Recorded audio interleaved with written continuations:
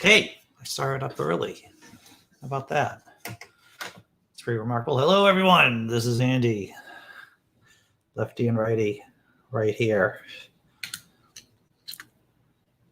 A lot of people wonder, why do I do Jenga at 3 p.m.? It's by far the least popular of the shows I do. But it is the one that I enjoy the most because I get to have a pleasant, frank, open discussion. And today, how am I going to open this frank and open discussion? I'm going to talk about my therapists, the therapists who I was just thinking about this the other day. It's like, how many of the therapists, hey, what's up? Blocking good day. What's up, music man? I was thinking that actually out of the therapists that I've had, like psychological mental health therapists, I don't think many of them like me. I don't think many of them have liked me. Now, I went to see someone before I started my psychology degree, my undergraduate psychology degree, because I wanted to to see what's going on in my head, right? I think it's a good idea if you're going to go into psychology that you go see a therapist, right? See what it's like, talking and the talking cure and everything. And she did not like me whatsoever. I had a therapist who was just out of college, I think, just out of her graduate degree. And I could feel the disdain.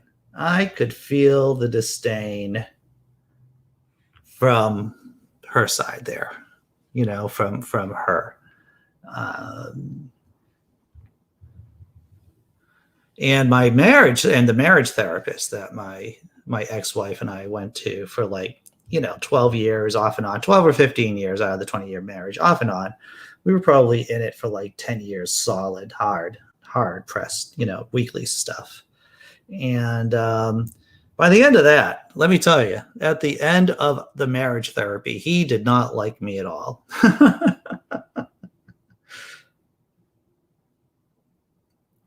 I think I could do a whole freaking bit on my therapist not liking me. Because, they're supposed to at least pretend not to dislike you, right? Oh, well. Now you're going to say, chat, maybe you should just tip your therapist better, Andy. That would have been better if that was allowed, tipping your therapist.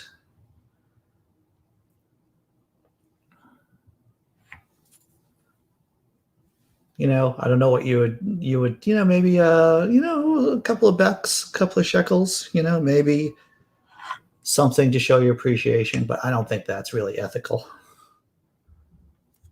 You've never gotten to see a therapist? It's an interesting experience, Tobin Templeman. It's an interesting experience. And I have to say, though I'm joking about it, I did get a lot of value, even from, and the family therapy I went to when I was a kid. Oh, that was an experience too. But yeah, even when the therapist didn't like me, I got some value. I learned things about myself and about the therapeutic experience.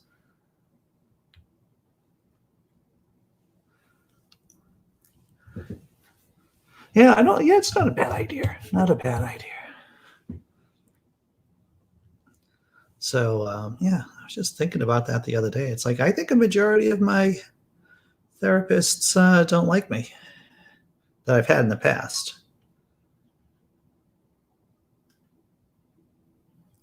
And, you don't really know about what your doctor, your regular physician, thinks about you. Oh, you did when you lost your mom 2 years ago? That's, for a lot of people, they go see a therapist, during these difficult times in their lives, right?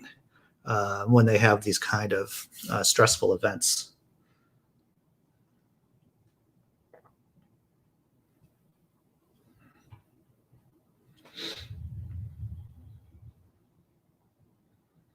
I haven't met anyone who has gone to a virtual therapist, like do Zoom therapy. I imagine that could be useful. I imagine, doing a talk therapy via a Zoom call um, can be effective. And when you think about it, it's the natural extension of life during the pandemic.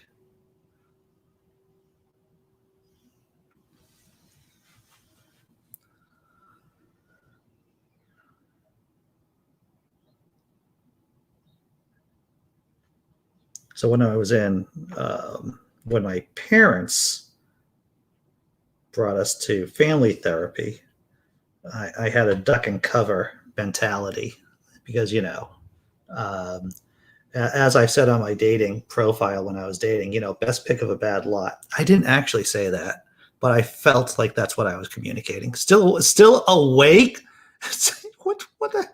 I feel like we should have an intervention on your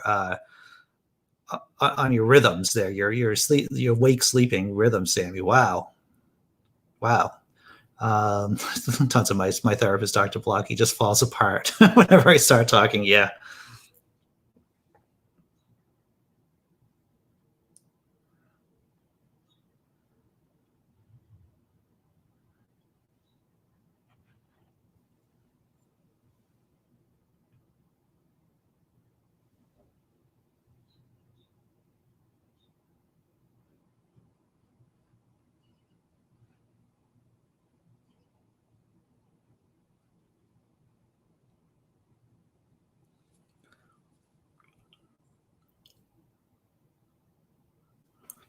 I think when I think there should be some. We should come up with questions, or there should be some questions that you ask the therapist on your first session, right?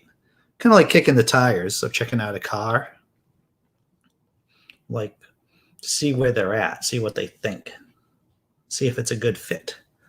Tobin says one of my first to do 10 on my to-do list is to interact with the Recovering from Religion Foundation to find a secular therapist. That's a good idea. Talbot Templeman. That's a good idea. They have good resources. And I believe TART, the Atheists Roundtable, they Oz over there, they might be able to help direct you to someone too, because I know that they're teamed up with a therapist, with a secular therapist, to help people get connected. Um, yeah, when you're in a red state, it's important to find a therapist that isn't going to try to convert you, right? Someone who's going to give you some good, who's going to be able to listen and not mess your head up.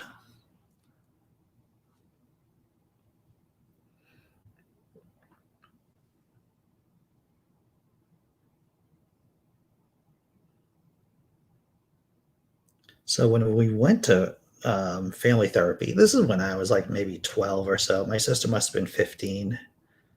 Um, it was a minister. It was a Lutheran minister who was a therapist. He didn't actually have his license. He was still trying to get his license, earning his license. And he could still practice. But I couldn't help but think that we were his guinea pigs. And I also felt like he was way out of his depth.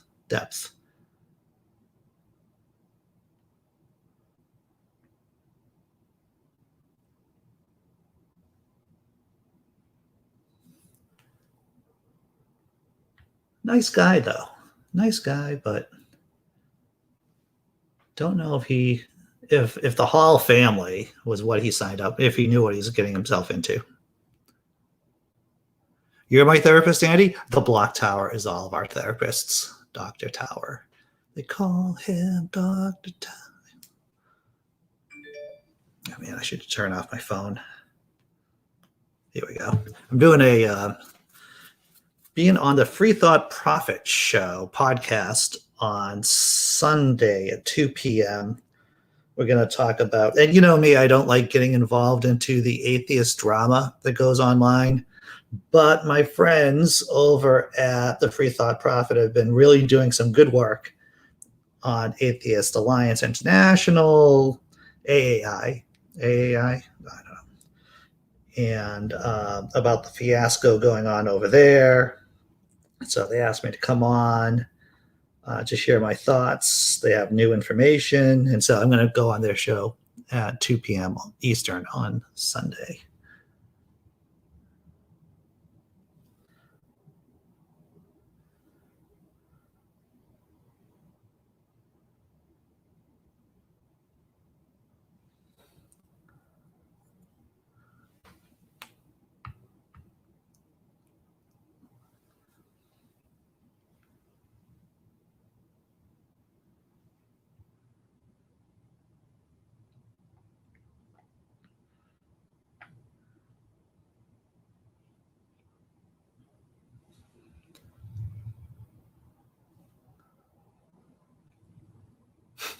If I was a therapist, a lot of my advice would be, but have you tried Jenga?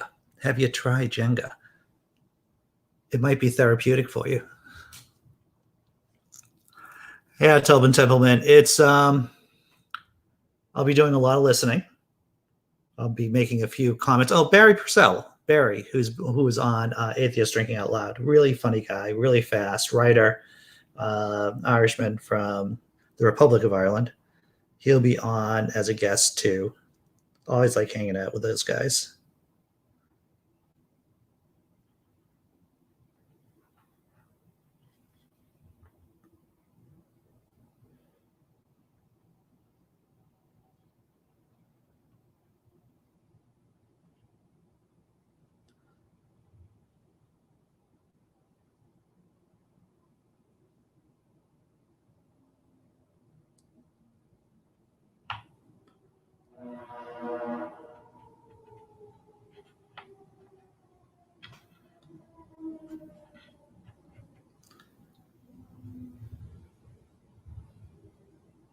There's a lot of blocks that don't want to move. I was going to go to program today, but my friend Morgan Leap got the vaccine. Oh, cool. And he doesn't feel well. That's too bad. They don't feel bad. Yeah, yeah. Free Thought Profit. Yeah, really smart guys. Mark Hamill. He's hilarious on Twitter. He just loves to get into arguments with people on Twitter. And the man is a great debater. John is actually one of the few people I'm willing to mix it up with, to tell you the truth. If you don't see me getting into a lot of arguments with people online, I'm just there to make funny comedy. But John and I, for some reason, we have gotten into these arguments about politics and about why people do the things that they do. And so you say to yourself, Andy, I've never really seen you really argue with someone before. John is one of those people that he's one of those guys that I can get into an argument with, disagree with. Oh, take care, Music Man. Did I just hear land? It might be, yeah. My house where I'm living right now, it's in a very urban area and there's construction going on. You don't hear it that often. But John Hamill is one of those guys I can argue with. And then just be very friendly with afterwards, and just be able to maintain the friendship. That's what I like about him.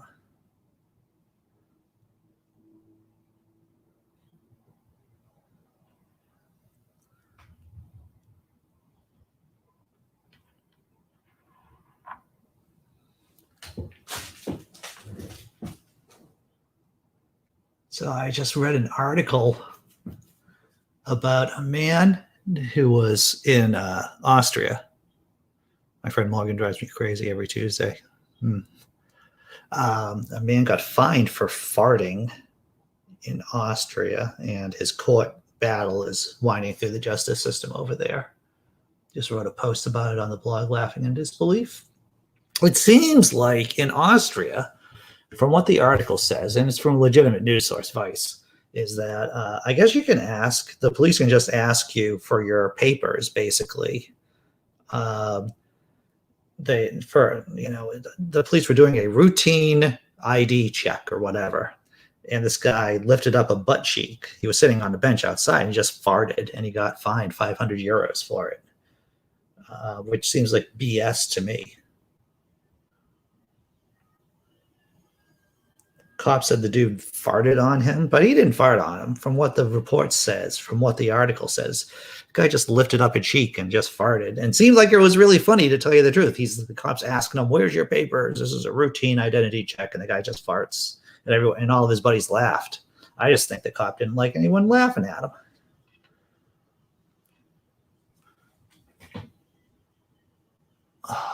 What are we doing here? Excuse me, guys. It's the aunt and Julian. Look on Tangela. Remember, he gets out the ship and causes trouble. Okay, I'm gonna cough, guys. I'm sorry. I'm gonna put this.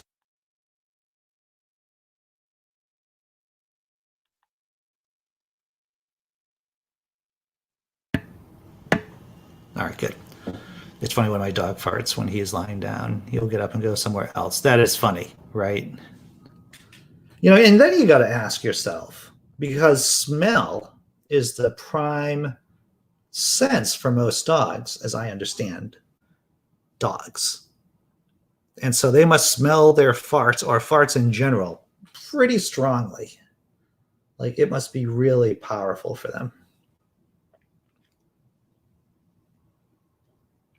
Yeah, so the judge, so this guy who got fined 500 euros for farting, he was in front of a judge, and the judge, the guy's the guy's done nothing wrong in his life.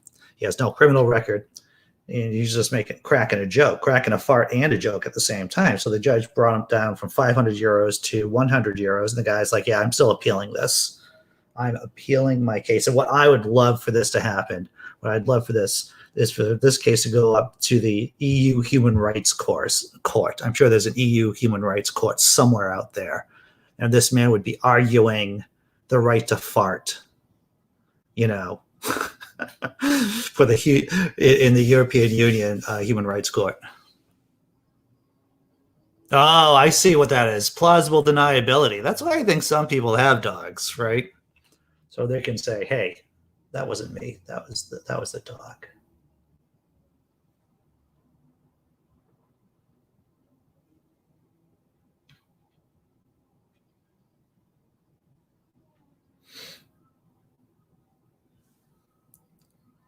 Sammy Jenkins, you might find this interesting. I was watching John Oliver.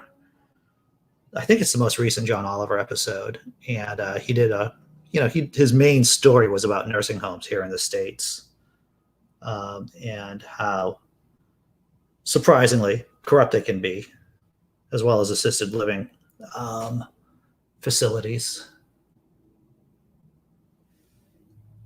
My grandmother on my father's side, she was a brittle diabetic and was blind. So I spent many Sunday afternoon at the West Acres Nursing Home in Brockton, Massachusetts, visiting her when she was alive, when I was a kid. And you see things there. You see things in the nursing home back in the early 80s that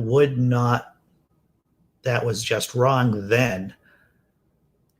At least it's illegal now.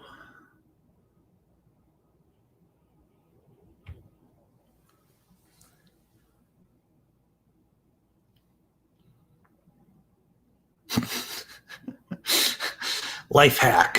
I think it's a good idea to fart in your car when you're getting pulled over. Oh, yeah. We should have like an emergency can of beans close by.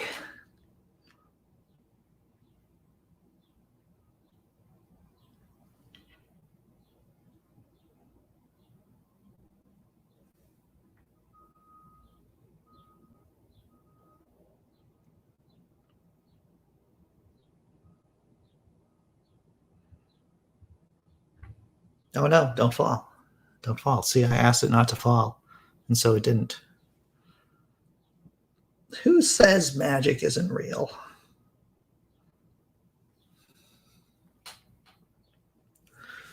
So my kids started, I was talking about this before, my youngest started live streaming on Twitch.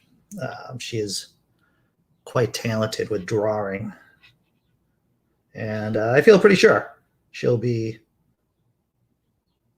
having far more followers and subscribers, or whatever they do on Twitch, than I do here on YouTube.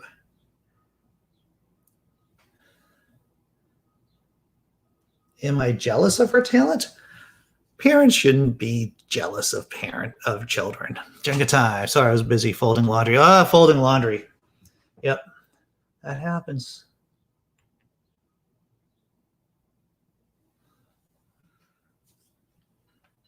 And that's a good reminder that I should be doing some laundry too, like in the near future.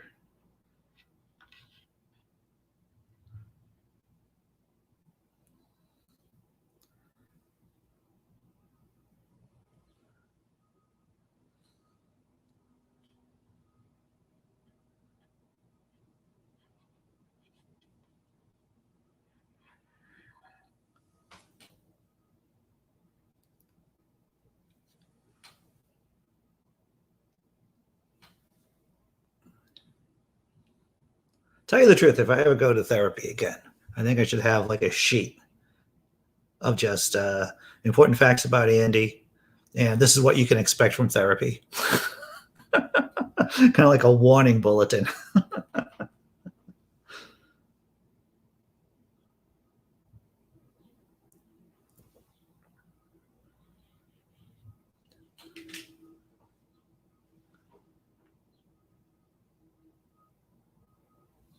The tower's looking pretty good today, if I do say so myself. Someone has to do it, and since I live alone, I'd rather show at straw every damn time. Shakes fist at laundry. Oh, no, no, no. I almost tried to catch it, but I decided not to. I caught myself at the last minute. So, just like that. We have time for another tower. That's what I think.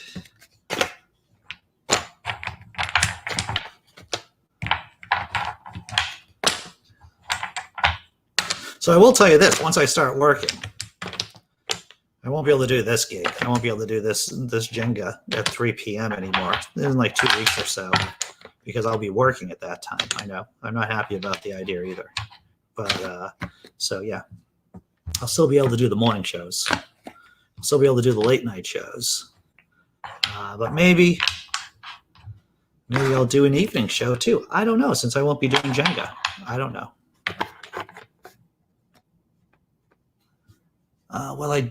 Tons of money says, well, I did get pulled over once and didn't think I had any outstanding warrants, but I farted in my car while the cop was checking my ID. He couldn't wait to get out of there. Yeah. Yep, I hear what you're saying.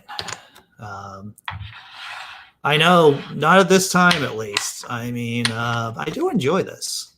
Like I said, it's the least popular of my shows, but it's probably is it the one that I enjoy the most? I don't know. But yeah, I got to work. Maybe I'll do it on the weekend. Maybe I'll do it on a Saturday, right?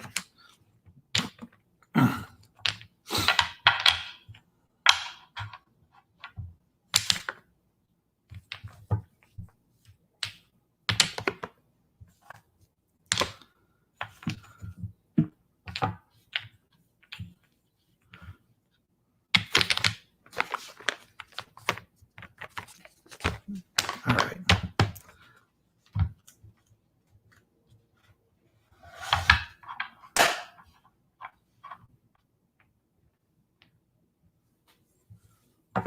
Yeah, Saturday Jenga, right? That could work for me.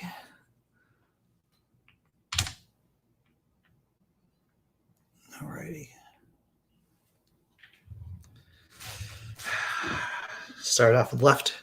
Now we're doing right.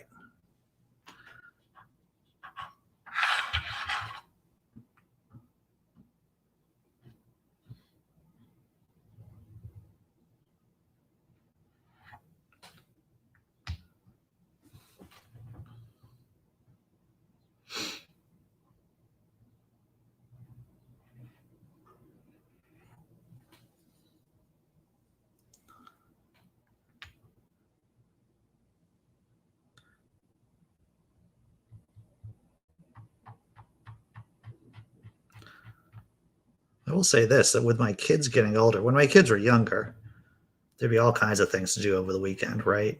There'd be like sports games and events, birthday parties, and all that crap. We have aged out of that stage at least. I'm happy. I like a good waffle myself, if the waffle is done well, right? If the waffle is crispy, I think that's what it is. It's got to be crispy on the outside. I'm a big fan of waffles. I bought this, and if I was going to do a product review, I bought this Millennium Falcon waffle maker. And I have to tell you something, everyone. That waffle maker did not make good waffles. My novelty Millennium Falcon waffle maker wasn't so good at making waffles. Subpar. I like pancakes. I like to make good pancake. I worked at a pancake house for years, right when I got out of high school. And then when I was going to college, I was working, making pancakes and omelets. And I'd have burns up and down my left arm because I'd be flipping the eggs and pancakes, and all the butter would be, oil would be splattering on my arm. Good times, everyone. Good times. I actually did enjoy working there, looking back on it.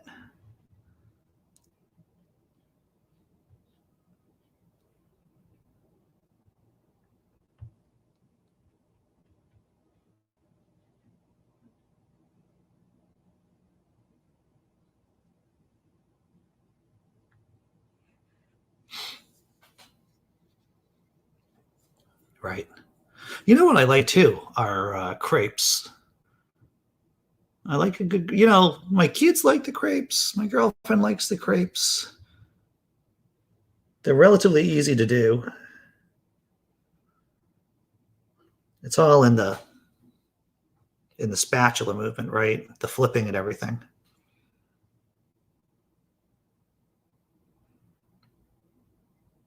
And the good thing about crepes is that you can freeze them too to reuse them at a later time. You have to put like a layer of wax paper, crepe, cooled off crepe, next layer of wax paper, and then another crepe. But you can stack them quite a bit, and like I said, freeze them in a freezer bag. They can last for a while.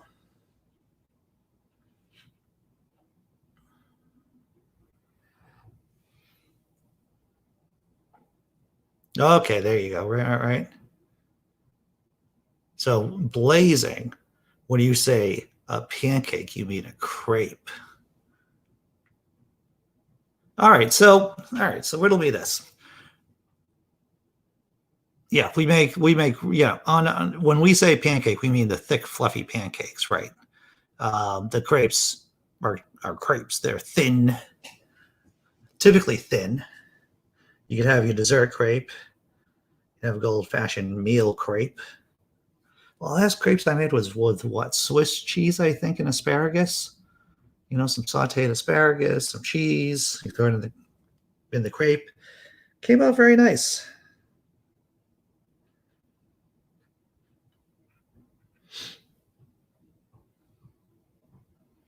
American pancakes in European English, right?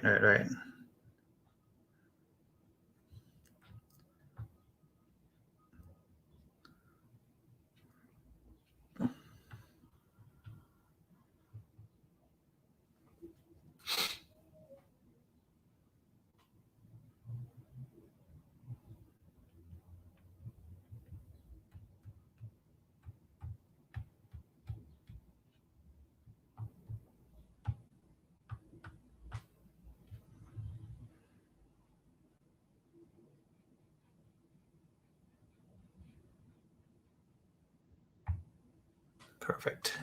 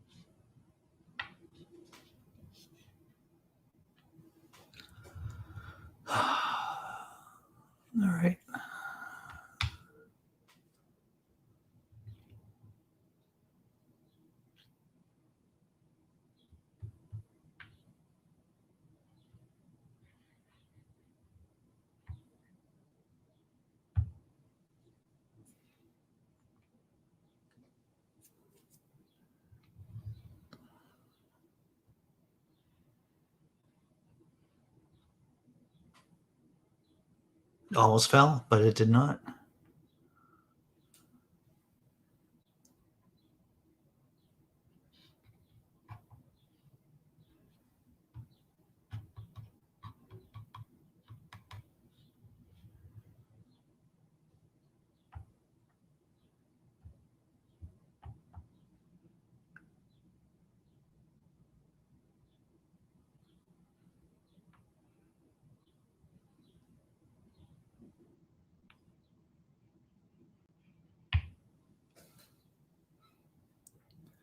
Yeah, so far so good, Blazing. So far so good. I've been working on my style, on my Jenga theory.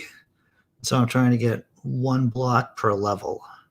Because right now on the regular, I can do like 2 blocks, 1 block, 2 blocks, back and forth on each level. But I think it's to level up my game, pun intended there, and I apologize.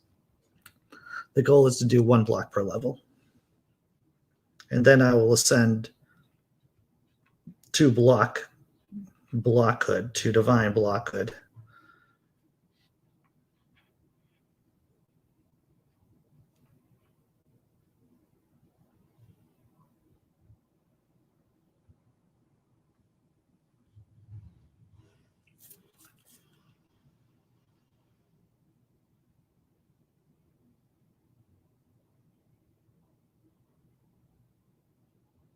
Oh, look at that. The main ingredient difference, Tobin, is that you add baking soda, yes, to the dough to make it fluffier. That's right.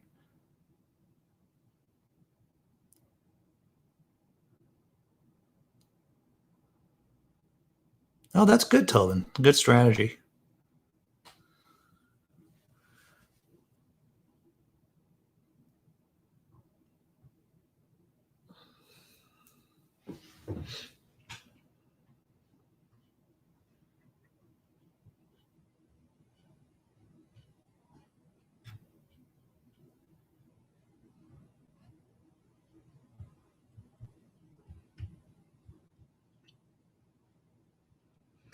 The most difficult thing with crepes is getting them nice and thin and crisp, right? You want to get a crisp on the good. You want to get a good crisp on a crepe.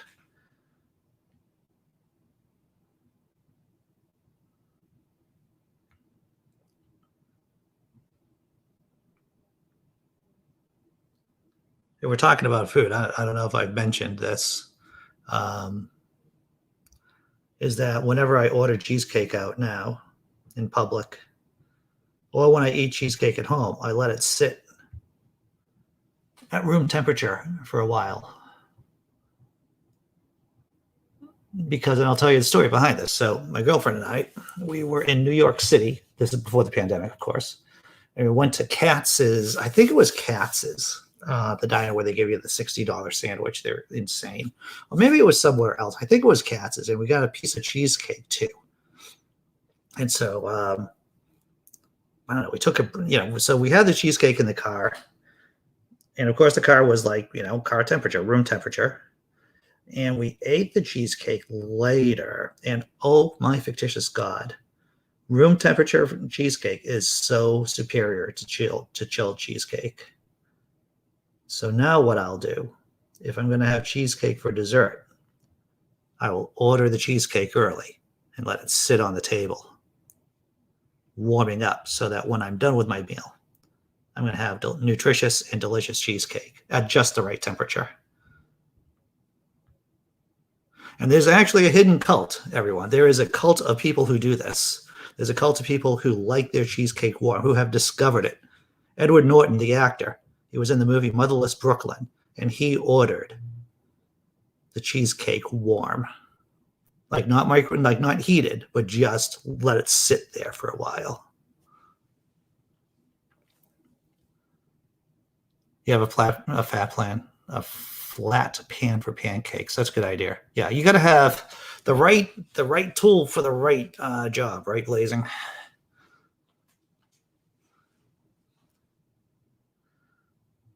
But yeah, room temperature cheesecake. That is incredible. That was my Will Shatner voice.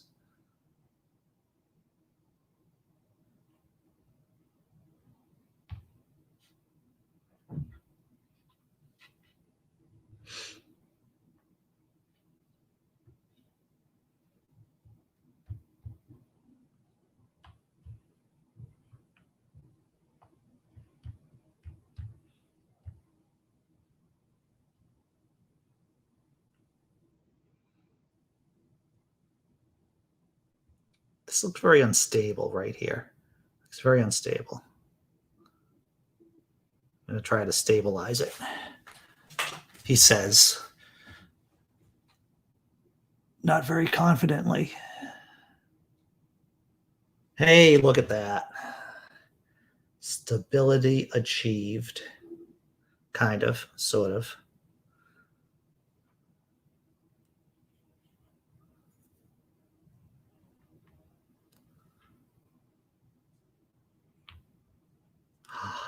Shazam.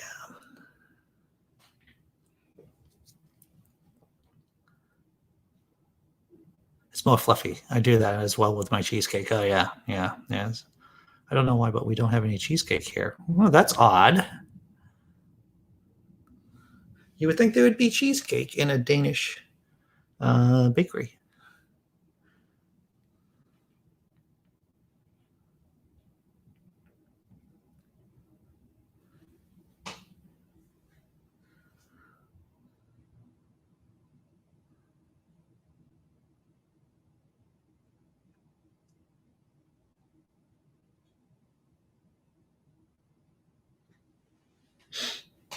I'm gonna go with my left hand too.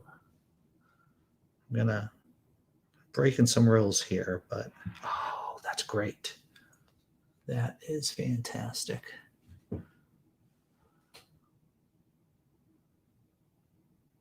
Okay.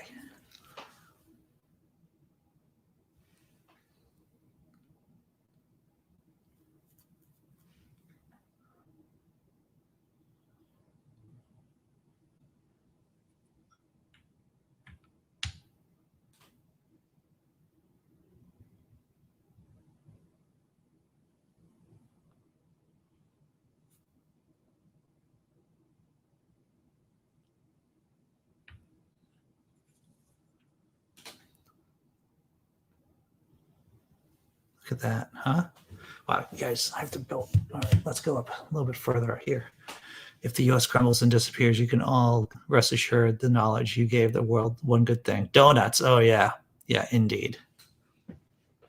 Oh, man, because of coronavirus, there's this place that we would go down to in Providence, Rhode Island, which is like a 45-minute drive from here. And it's not that far.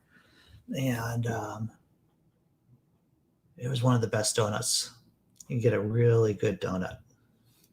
And it closed. I mean, there are other, it's not, I think there's one other store, two other stores in the chain. It's a small, privately owned donutarium. I don't think that's a word, but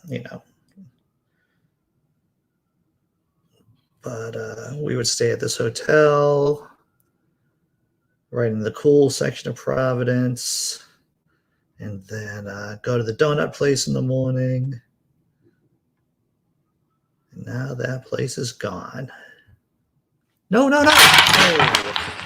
Oh, talking about the impermanence of life. That's what this is. Yeah, donuts are pretty awesome. All right, everyone. What am I doing?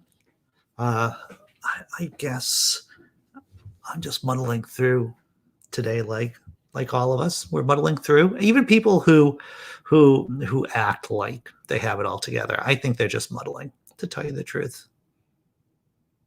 That's what I think. So, what am I doing for the rest of the day? I'm gonna work on a video, funny video. Gonna work on a new Andy's Folly comic, because I have thoughts about that now, and I think I can get all that done today. I have high hopes, and of course, I'm doing the show tomorrow too. Take care, everyone. This has been fun. Yeah, down it goes, right, Tobin? Right? At least it made a nice crash, a decent crash. All right. If I were ever to visit the U.S., it would be to visit the best donut places in the States. There's a really nice donut place actually down the street from us. It's called Union Square Donuts. Sinfully delicious. Sinfully delicious. All right, everyone, take care. And I'll see you tomorrow. Like I said, I'm going to try to get a video and drop it tonight or tomorrow. I don't know. Take care. Bye.